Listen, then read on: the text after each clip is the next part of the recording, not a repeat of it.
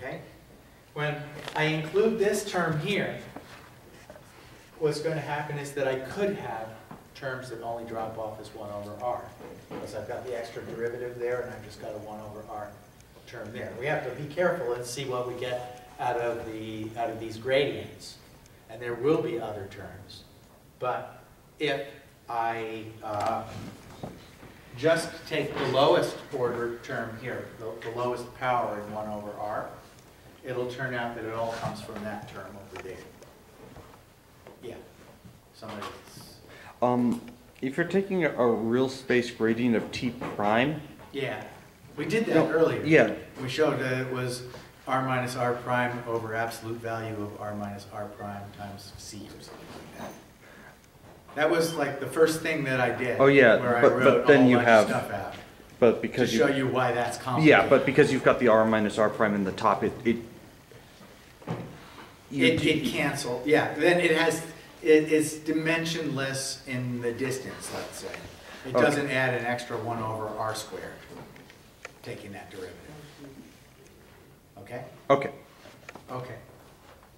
Are you going to finish your magic term? Yes, I was going there. Let's see, where was I? I have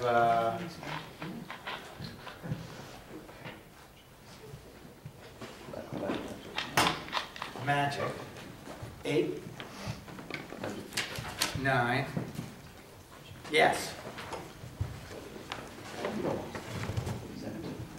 Okay.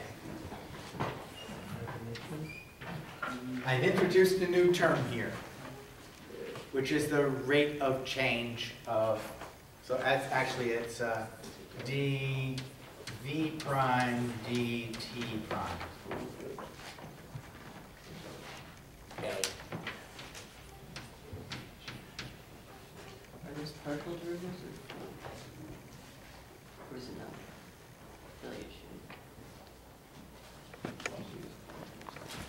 I'm doing this all in the primed frame, so I think I'm okay.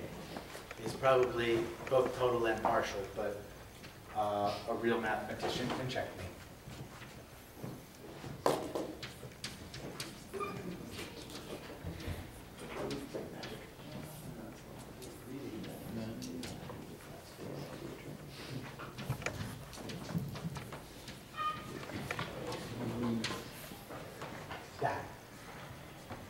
Okay. Which is the radiative part of the potential.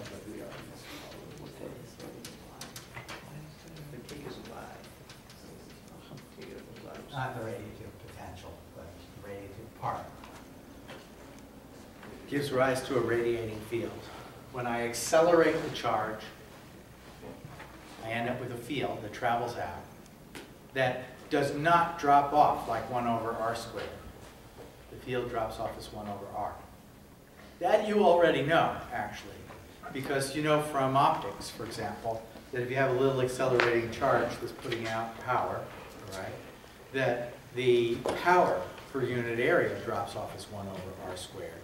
The intensity drops off as 1 over r squared, but the field drops off as 1 over r, right? So you knew that outcome, but now you have a very hand-waving argument as to how you should approach the problem overall and the care that you should take with respect to taking derivatives in real space of this retarded time.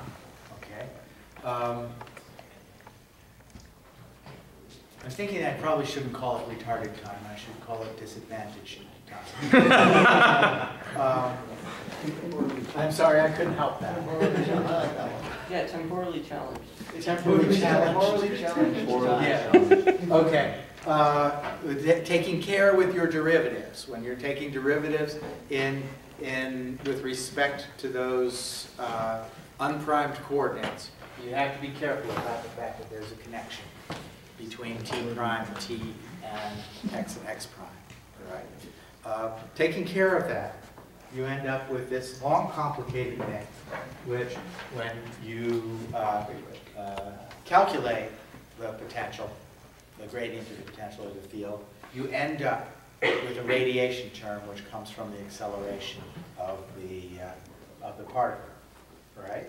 We're not done yet, but we're going to take a break so that I can get a drink of water, because we have to do the DADT to them. Okay.